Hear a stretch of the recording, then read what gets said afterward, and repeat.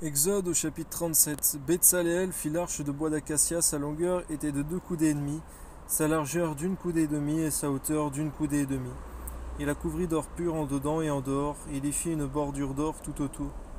Il fondit pour elle 4 anneaux d'or qu'il mit à ses 4 coins, 2 anneaux d'un côté et 2 anneaux de l'autre côté. Il fit des barres de bois d'acacia et les couvrit d'or. Il passa les barres dans les anneaux sur les côtés de l'arche. Pour porter l'arche, il fit un propitiatoire d'or pur. Sa longueur était de 2 coudées et demie et sa largeur d'1 coudée et demie. Il fit 2 chérubins d'or. Il les fit d'or battu aux 2 extrémités du propitiatoire. Un chérubin à l'une des extrémités, un chérubin de l'autre extrémité. Il fit les chérubins sortant du propitiatoire à ses 2 extrémités. Les chérubins étendaient les ailes par-dessus, couvrant de leurs ailes le propitiatoire et se regardant l'un l'autre. Les chérubins avaient la face tournée vers le propitiatoire. Il fit les tables de bois d'acacia, sa longueur était de 2 coudées, sa largeur d'1 coudée et sa hauteur d'1 coudée et demie. Il la couvrit d'or pur et il y fit une bordure d'or tout autour. Il fit à l'alentour un rebord de 4 doigts, sur lequel il mit une bordure d'or tout autour. Il fondit pour la table 4 anneaux d'or et mit les anneaux aux 4 coins, qui étaient à ses 4 pieds. Les anneaux étaient près du rebord et recevaient les barres pour porter la table. Il fit les barres de bois d'acacia et les couvrit d'or, et elles servaient à porter la table.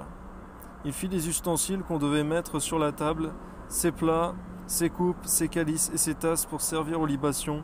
Il les fit d'or pur. Il fit le chandelier d'or pur. Il fit le chandelier d'or battu, son pied, sa tige, ses calices, ses pommes et ses fleurs étaient d'une même pièce.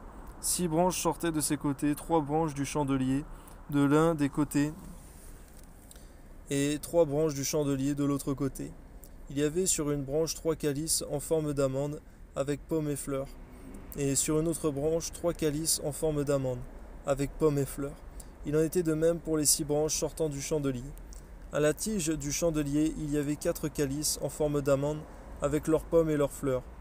Il y avait une pomme sous 2 des branches sortant du chandelier, une pomme sous 2 autres branches et une pomme sous 2 autres branches.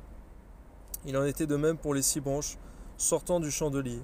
Les pommes et les branches du chandelier étaient d'une même pièce. Il était tout entier d'or battu, d'or pur. Il fit ses 7 lampes, ses mouchettes et ses vases à cendre d'or pur. Il envoya un talent d'or pur pour faire le chandelier avec tous ses ustensiles. Il fit l'autel des parfums de bois d'acacia, sa longueur était d'1 coudée et sa largeur d'1 coudée. Il était carré, sa hauteur était de 2 coudées. Des cornes sortaient de l'autel, il le couvrit d'or pur, le dessus, les côtés tout autour et les cornes. Il y fit une bordure d'or tout autour. Il y fit au-dessous de la bordure 2 anneaux d'or aux 2 côtés. Il en mit aux 2 côtés pour recevoir les barres qui servaient à le porter. Il fit les barres de bois d'acacia et les couvrit d'or. Il fit l'huile pour l'onction sainte et le parfum odoriférant pur composé selon l'art du parfumeur. Amen.